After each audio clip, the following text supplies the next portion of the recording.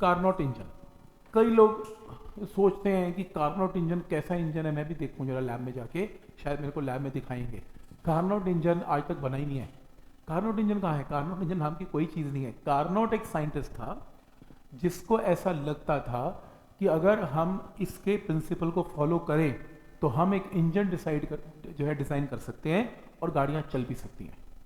तो इसने हमें मैथमेटिकली, ये पहला दुनिया का इंजन था जो इसने मैथमेटिकली सिर्फ कॉपी और पेपर पे बनाया था। रियलिटी में तुम्हें किसी गाड़ी में कार्नोट इंजन दिखने वाला नहीं है, लेकिन इंजीनियरिंग वाले लोगों ने इसके कॉन्सेप्ट को समझा, डिजाइन किया जो इसने बात कही, और सच में गाड़ियां चली।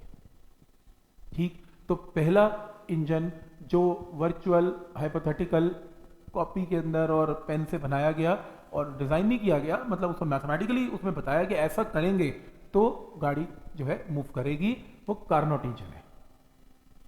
कार्नोट इंजन है क्या? कार्नोट साइंटिस्ट का नाम है, एक्चुअल तो हीट इंजन है। तो Carnot engine is a device जो ट्रांसफॉर्म करेगा heat into mechanical work continuously. तो हीट को मैकेनिकल वर्क में लगातार आप पेट्रोल बर्न करता रहेगा और आपका जो व्हीकल वो मूव करता रहेगा, ये इसका काम है।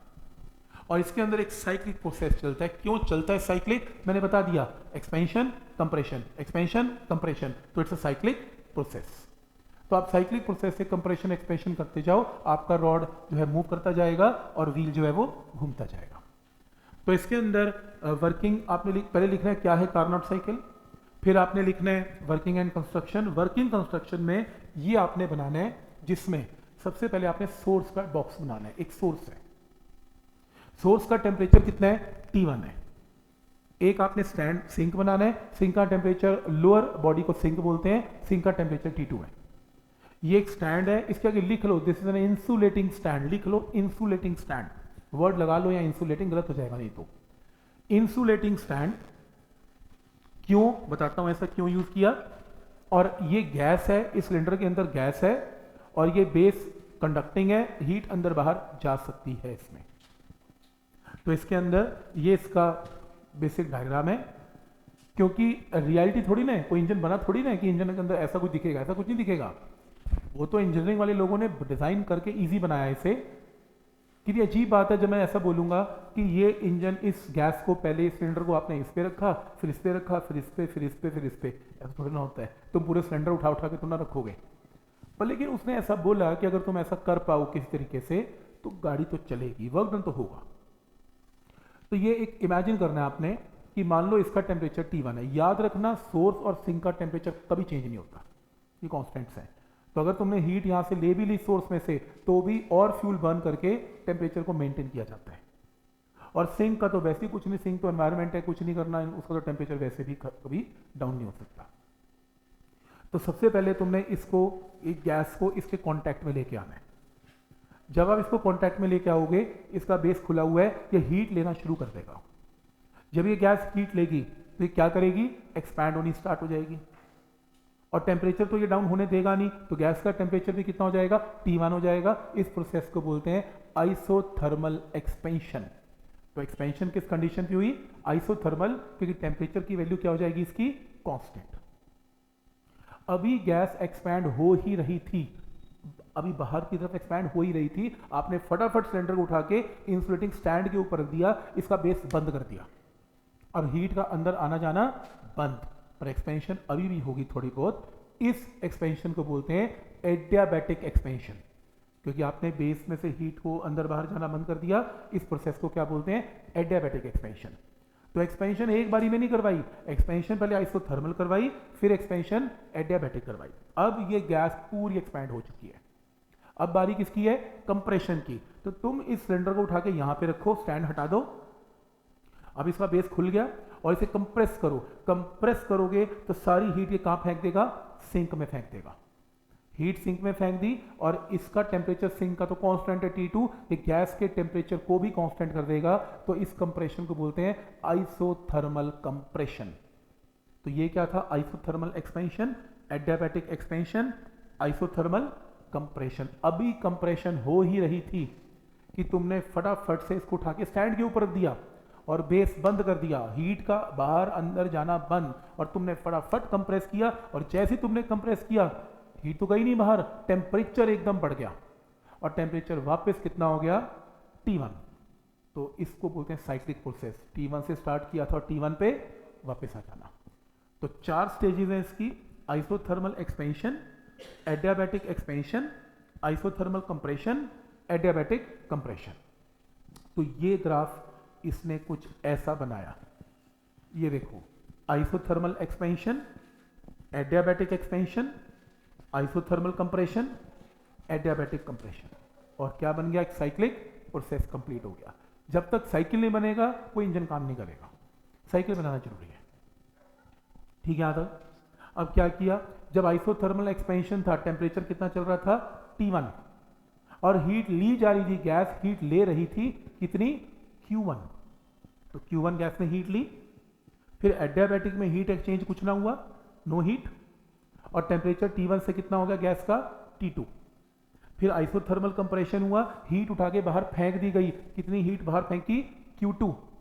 पहले ली थी आइसोथर्मल में Q1, अब आइसोथर्मल कंप्रेशन में बाहर फेंक दी Q2। फिर एडियाबैटिक में नो हीट एक्सचेंज और साइक्लिक प्रोसेस पूरा हो गया और टेम्परेचर वापस से T2 से T1 हो गया। ये रूल क्लियर है यहाँ तक। तो इसके अंदर जब ये कंस्ट्रक्शन लिखोगे तो लिख देना, इसमें एक सिलेंडर चाहिए जिसके अंदर एक कंडक्टिंग बेस चाहिए, हीट का सोर्स चाहिए, आइडल गैस जो है वो हीट के सोर्स में से ही हीट कुछ लेती है Q1। आपको सिंक चाहिए, सिंक क्या करेगा, जो हीट रिजेक्टेड है वो सिंक में फेंकी जाएगी। फिर आपने इंसुलेटिंग स्टैंड लेना है ताकि एडियाबैटिक कंप्रेशन और एक्सपेंशन हो सके, उसे इंसुलेटिंग स्टैंड के लिए ये यूजफुल है। और लास्ट है वर्किंग सब्सटेंस, आइडल गैस एक वर्किंग सब्सटेंस है। तो पहले आपने लिखना है व्हाट इज कार्नोट इंजन, फिर आपने लिखना है प्रिंसिपल, सेकंड लॉ के ऊपर बेस्ड है, फिर हमें कंस्ट्रक्शन में डायग्राम बनाना है और ये 4 लाइनें लिखनी है, फिर आपने वर्किंग पे आना है, वर्किंग में ये डायग्राम बनाना है। डायग्राम बन गया यहाँ तक। डायग्राम बनाने के बाद मैथमेटिकल, देखो कोई भी साइंटिस्ट जब काम करेगा उसके कहीं से थोड़ी ना हो जाएगा कि ऐसा कर लोगे तो ऐसा इंजन बन जाएगा। वो मैथमेटिकली अपनी बात को प्रूव भी करेगा कि जो मैंने बोला सही बोला। तो देखो मैथमेटिकली वो इस बात को कैसे प्रूव करता है, वो कहता है ठीक, पहला प्रोसेस क्या था, आइसोथर्मल एक्सपेंशन।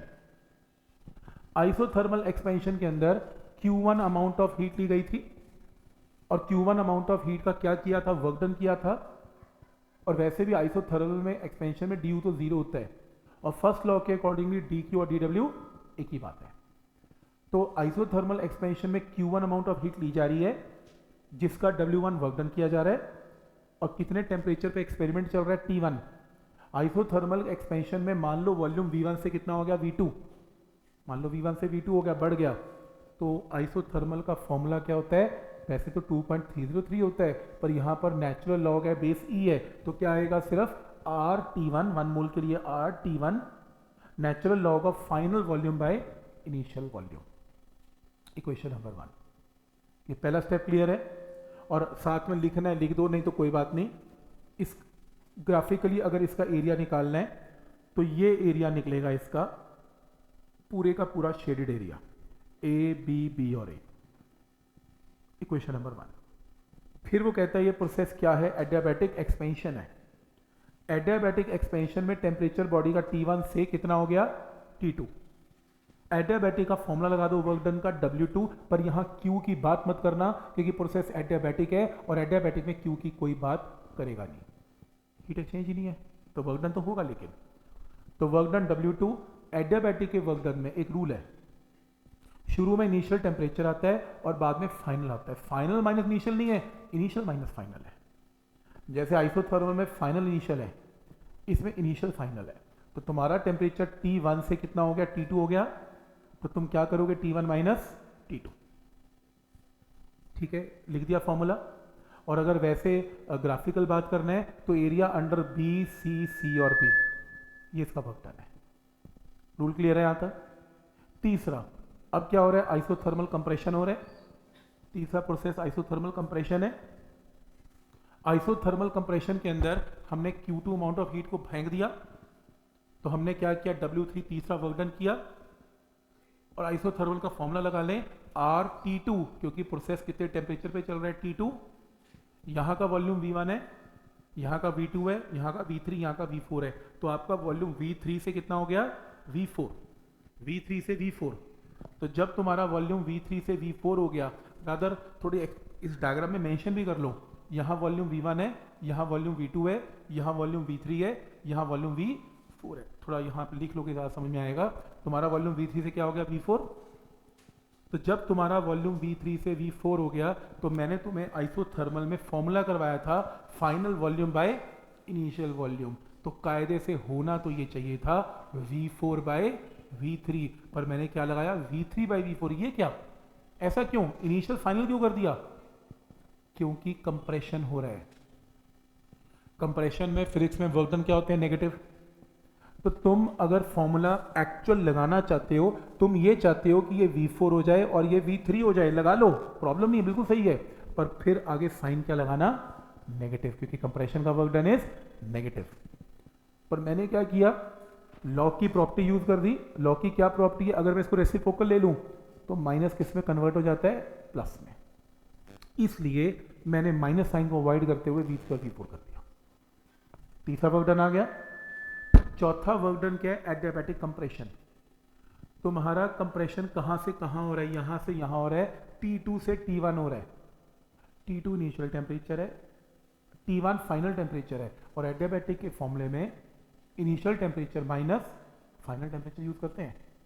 पर मैंने क्या कर दिया, मैंने कर दिया फाइनल माइनस इनिशियल, क्योंकि इसमें भी क्या हो रहा है, कंप्रेशन। अगर तुम यहां पर T2 माइनस T1 लगाना चाहते हो तो तुम्हें साइन नेगेटिव लगाना पड़ेगा। नेगेटिव साइन अवॉइड करते हुए मैंने उल्टा कर दिया। क्या ये पॉइंट यहां तक क्लियर है? तुमने 4 फॉर्मूलाज यूज कर लिए। पहला प्रोसेस आइसोथर्मल क्या किया, एक्सपेंशन कर लिया। W1 Q1 भूलना नहीं, ये जरूर लिखना है, Q1 W1 दोनों लिखने हैं, इसमें बहुत इंपॉर्टेंट है ये। दूसरे प्रोसेस में सिर्फ W2 लिखना है, Q नहीं लिखना। तीसरे में Q2 W3 लिखना है, और चौथे में Q नहीं लिखना। 4 वर्क डन आ गए। पूरे साइकिल का वर्क डन क्या होता है, चारों को ऐड कर दें।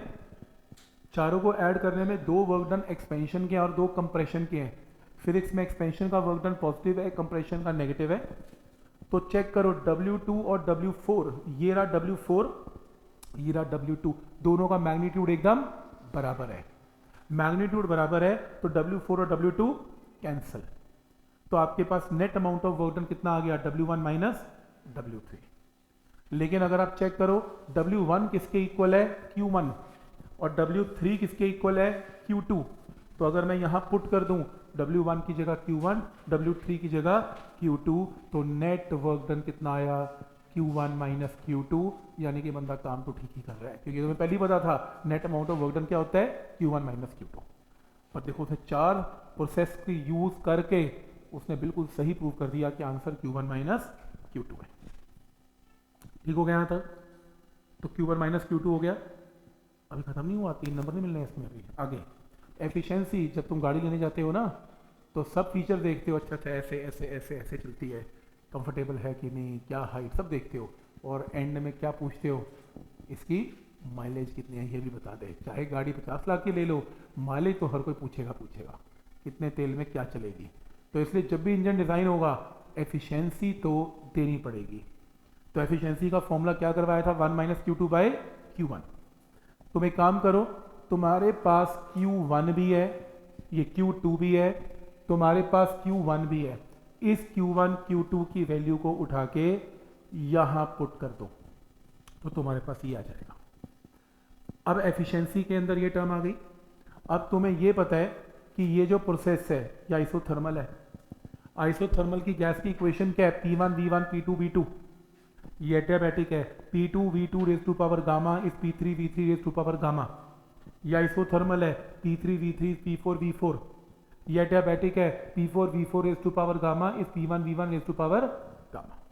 तो ये 4 इक्वेशन लिख लो, एक बार आइसोथर्मल, एक बार एडियाबैटिक, एक बार आइसोथर्मल और एक बार एडियाबैटिक। चारों की लेफ्ट हैंड साइड को मल्टीप्लाई कर दो, राइट हैंड साइड को भी मल्टीप्लाई कर दो, तो आपके पास ये टर्म आ जाएगी। P1 P2 P3 P4, P1 P2 P3 P4 से कैंसिल कर दो। V raise to power V2 raise to power gamma के नीचे V2 ले आओ, V4 raise to power gamma के नीचे V4 ले आओ, क्रॉस मल्टीप्लाई करके ये टर्म आ गई। फिर उसके बाद इसकी पावर माइनस होएगी तो क्या बनेगी, गामा -1 गामा -1, इनकी भी गामा -1, पावर कट गई, पावर काट के ये टर्म आ गई और रेसिप्रोकल ले लो या इसको रीअरेंज करो। रीअरेंज करके एफिशिएंसी का ये फॉर्मूला हमने निकाला था, इस फॉर्मूले में हमने प्रूव कर दिया ऊपर से V3/V4 की रेशियो V2/V1 के इक्वल है। कट कर दो, एफिशिएंसी का फॉर्मूला 1 - T2/T1, यहां तक करके आना है, ये 3 नंबर में करके आना है बिल्कुल। तो एफिशिएंसी 1 - T2/T1, ठीक। देखो